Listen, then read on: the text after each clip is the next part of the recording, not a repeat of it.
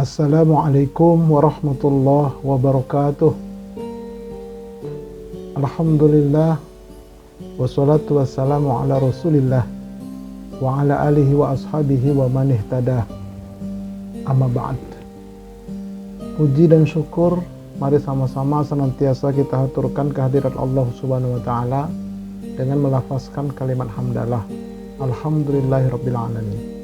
Salawat dan salam semoga Allah sampaikan keharibaan uswatun hasanah kita Nabi kita Muhammad sallallahu alaihi wasallam. Sahabat-sahabat Majelis Studi Dakwah Terapan yang dirahmati oleh Allah Subhanahu wa taala, kami dari MSDT menyelenggarakan program baru yaitu pesantren virtual Pondok Salat yang mengevaluasi salat dari semua sisi. Nah, kali ini kami hadir dengan menyajikan tingkat dasar. Ada 3 tingkat, tingkat dasar, tingkat lanjutan, dan tingkat pemantapan. Tingkat dasar ini terdiri dari 12 kali pertemuan setiap Sabtu malam atau malam Ahad jam 20 sampai 21.30. Dan alhamdulillah tadi malam Ahad tadi malam itu adalah pertemuan kedua. Silakan bergabung di grup pesantren virtual Pondok Salat. Insya Allah banyak manfaat yang akan bisa kita dapatkan di samping kita mendapatkan pahala silaturahim. Baik, sahabat-sahabat yang dirahmati oleh Allah Subhanahu wa taala, mensikapi perbedaan puasa dan sholat Idul Adha, puasa tanggal 9 atau puasa Arafah, lalu sholat Idul Adha-nya kapan? Nah, ini ya kita akan ulas ya, akan kita kaji sebagaimana Majelis Studi Dakwah Terapan, bagaimana kita kaji dan lalu nanti bisa kita terapkan, kita pilih salah satu. Baik, mensikapi perbedaan ya, pertama, ada orang yang puasa hari Sabtu tanggal 15 Juni 2024, puasanya Sabtu, kemudian salat idnya Ahad tanggal 16 bulan 6 2024. Nah, di Indonesia itu yang melaksanakannya adalah Masjid Agung Al-Azhar di Jakarta Pusat, Jakarta Selatan. Yang kedua, Pondok Pesantren Modern Gontor di Jawa Timur.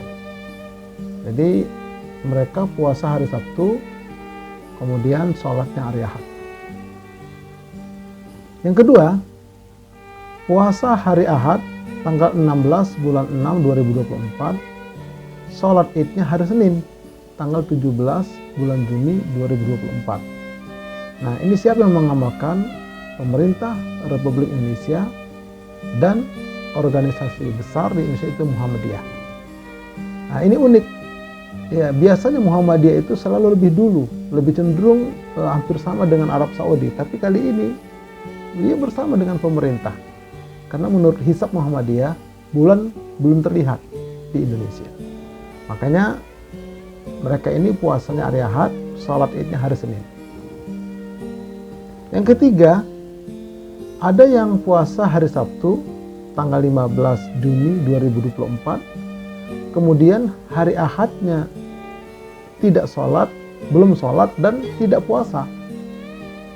Barulah kemudian hari Seninnya menegakkan sholat id tanggal 17 Juni 2024. Nah, inilah jalan yang berbeda. Jadi ada 3 opsi dia. Ya, ada 3 opsi, Masjid Agung Al-Azhar dan Pesantren Modern Gontor, pemerintah dan Muhammadiyah. Kemudian yang ketiga, jalan yang berbeda. Ini semua punya dalil dan punya analogi. Mari kita lihat sehingga nanti kita bisa memilih kemana saya harus mengamalkan. Yang pertama, puasa Sabtu dan sholatnya hari Ahad, Masjid Agung Al-Azhar dan Pesantren Modern Gontor. Menjadikan acuan puasa Arafah adalah hari ketika jamaah haji sedang berwukuf di Padang Arafah. Nah, demikian sekarang yang sedang berlangsung di Arab Saudi. Jadi acuannya ke sana. Di Arab Saudi, jamaah haji itu sedang wukuf di Arafah pada hari Sabtu 15 Juni 2024. Makanya jamaah Masjid Agung Al-Azhar melaksanakan puasa itu dan sholatnya hari Ahad. Begitu juga pesantren modern Gontor. Jadi acuannya ke sana. Bergantung kepada orang wukuf. Idofahnya ke sana dia puasanya. Nah, lebarannya tuh ngikut ke sana. Apa dalilnya? Ini dalilnya, mereka ngambil dalil ini. An Abi Qatadah qala Rasulullah sallallahu alaihi wasallam siyamu yaumi Arafah. Siyamu yaumi Arafah yang di garis bawah itu. Inni ahtasibu 'ala Allah ayyukaffiras sanata allati qablahu wallati ba'dahu. Puasa pada hari Arafah. Sungguh aku berharap kepada Allah bahwa puasa tersebut dapat menghapus dosa-dosa kecil yang sebelumnya dan yang sesudahnya. Hadis riwayat Imam Ibnu Majah. Nah, jadi yang menjadi dasar adalah siyamu yaumi Arafah, puasa hari Arafah. Berarti idofahnya atau keterkaitannya adalah sedang pelaksanaan wukuf di padang Arafah yang dilakukan oleh jamaah haji. Nah, ini dalilnya pertama. Jadi pakai dalil. Silakan yang mau mengikuti ini, monggo silakan. Lalu yang kedua, puasa pada hari Ahad, tanggal 16 Juni 2024, sementara sholatnya di hari Senin. Ya, sholat Idnya 17 Juni 2024. Ini diamalkan oleh pemerintah dan organisasi besar Muhammadiyah.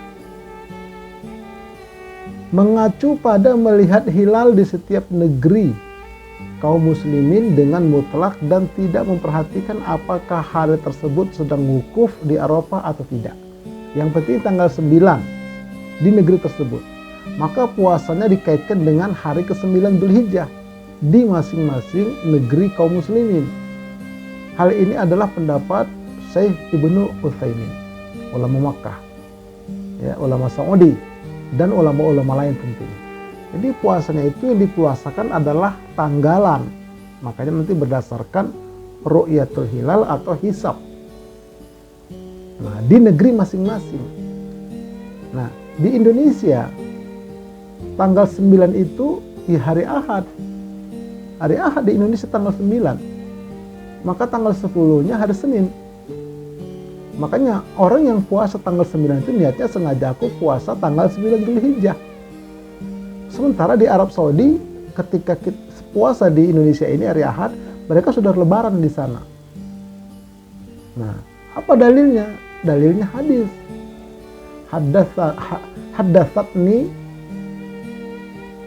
ba'du nisa'in Nabi sallallahu alaihi wasallam anna an-nabiyya sallallahu alaihi wasallam kana yasumu yauma Asyura wa tis'an min Dzulhijjati. Ila akhir hadis. Adalah Nabi berpuasa pada hari Asyura, juga berpuasa pada 9 hari di bulan Dzulhijjah. Jadi tanggal 1 sampai tanggal 9. Nah, makanya niatnya adalah puasa tanggal 9 Dzulhijjah. Tidak terkait dengan wukuf di Arafah. Berdasarkan hadis ini. Jadi tanggal 9 di masing-masing negeri itulah puasanya. Nah, dengan alasan beberapa kali pernah terjadi tidak ada pelaksanaan ibadah haji dikarenakan perang atau kemarin sedang adanya COVID. Ya, jadi tetap puasa tanggal 9. Ini dalil yang kedua. Ya, bahwa yang dipuasakan adalah tanggal 9-nya, bukan wukufnya. Berdasarkan hadis ini. Nah, jadi kalau ada yang berkeyakinan seperti ini, silahkan. Nah, kemudian yang ketiga, puasa hari Sabtu 15 Juni 2024, sementara sholat idnya hari Senin. Nah, jadi Sabtu puasa, hari Ahad tidak puasa, dan belum sholat id, sholat idnya adalah hari Senin. Nah, ini jalan berbeda, jalan ketiga lah, pilihan ketiga, opsi ketiga. Nah, acuannya apa? Mengacu pada hadis Nabi yang melarang berpuasa pada hari yang diragukan, karena hari Sabtu berpuasa Arafah, namun di hari Ahad tidak berpuasa dan belum sholat disebabkan di sekitar tempat tinggalnya belum ada yang menyelenggarakan sholat. Sementara juga ada juga yang sudah lebaran. termasuk di Arab Saudi sudah lebaran, dan di Indonesia sebagian sudah ada yang lebaran, seperti Masjid Agung Al-Azhar dan pesantren modern Gontor tadi.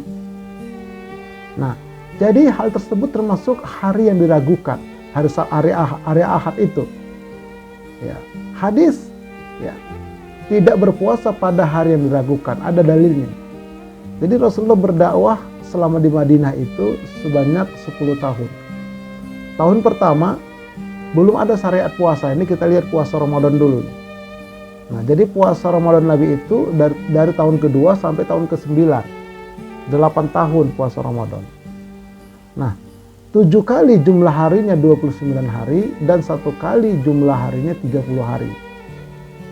Harusnya yang 30 hari itu ada 2 kali, namun datang beberapa sahabat yang tinggal di bukit bersaksi telah melihat hilal, lalu Nabi mengambil kesaksian mereka.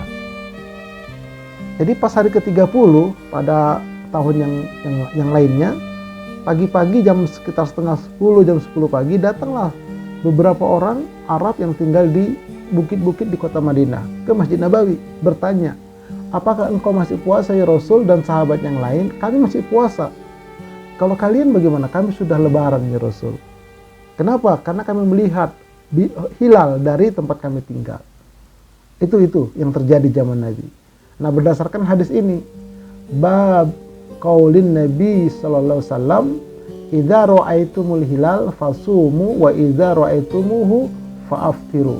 Wa qala silatu an Ammar man shoma yauma syakki faqad asa Abul Qasim sallallahu alaihi wasallam. Bab perkataan Nabi, apabila kamu melihat hilal maka puasalah. Kemudian apabila kamu melihat hilal berikutnya maka berlebaranlah. Berkata Silah dari Amr, barang siapa yang berpuasa pada hari yang diragukan maka sesungguhnya ia telah mendurhakai Abul Qasim, yaitu mendurhakai Rasulullah Sallallahu Alaihi Wasallam. Kenapa dikatakan hari yang meragukan? Karena sudah ada yang melihat hilal, sudah ada yang berlebaran. Sementara Nabi dan para sahabat masih puasa. Nabi ambil kesaksian mereka itu.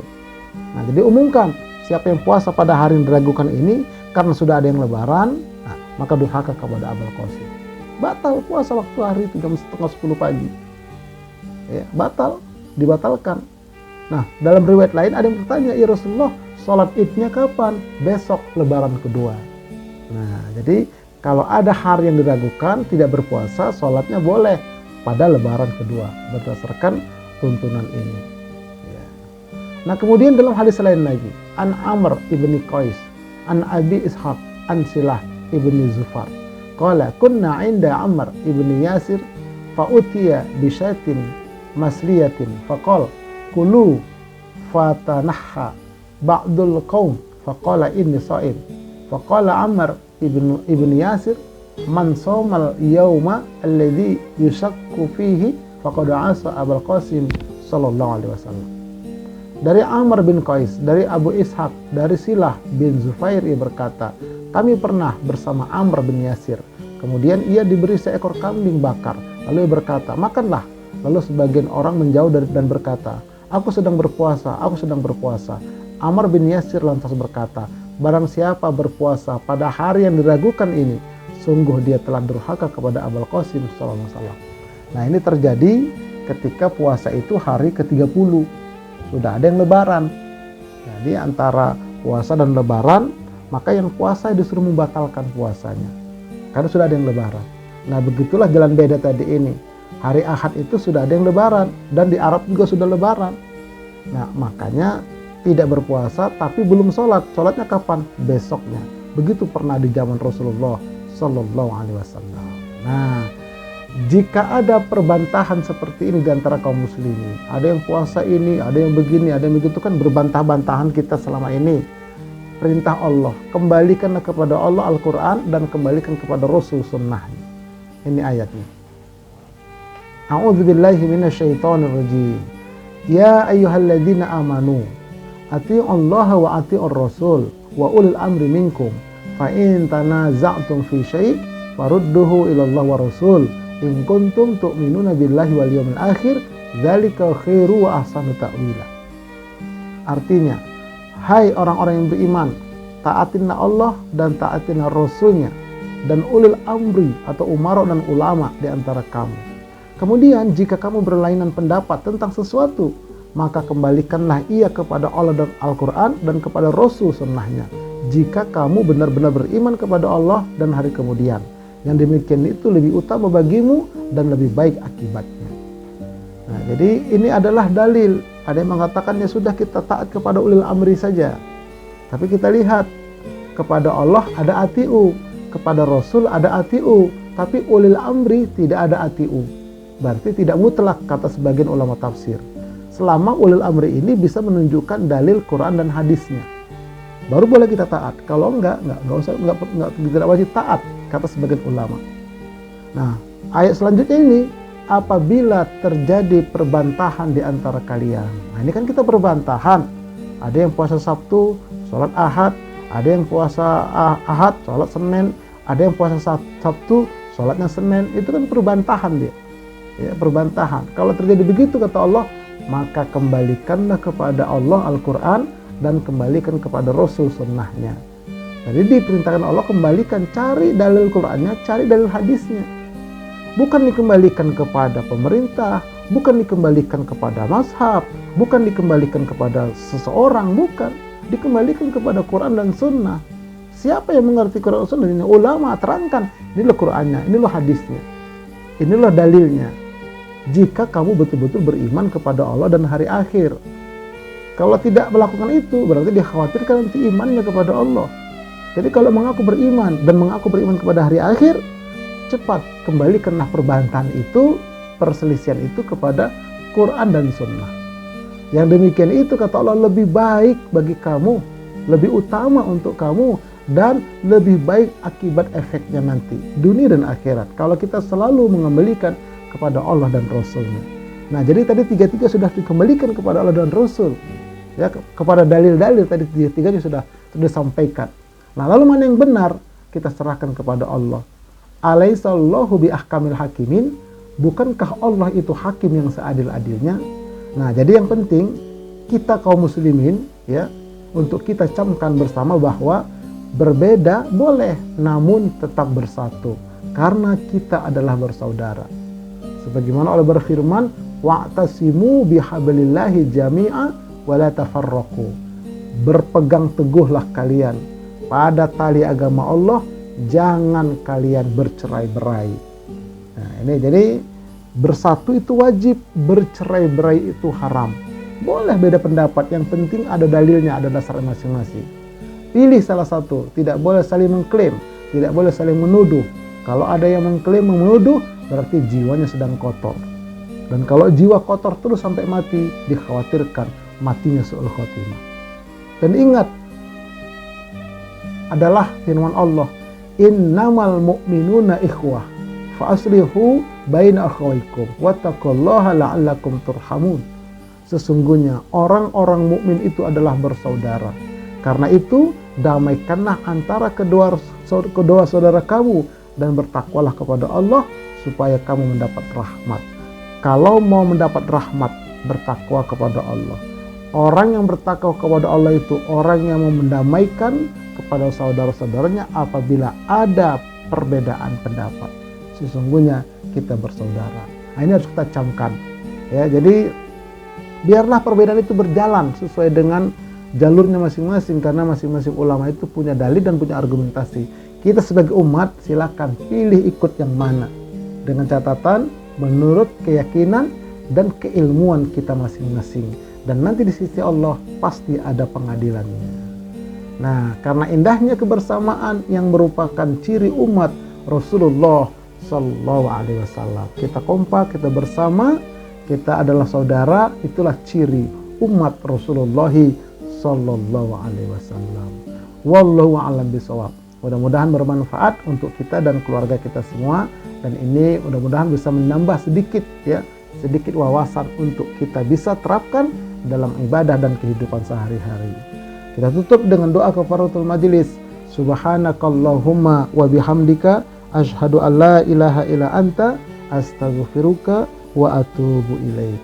Assalamualaikum warahmatullahi wabarakatuh.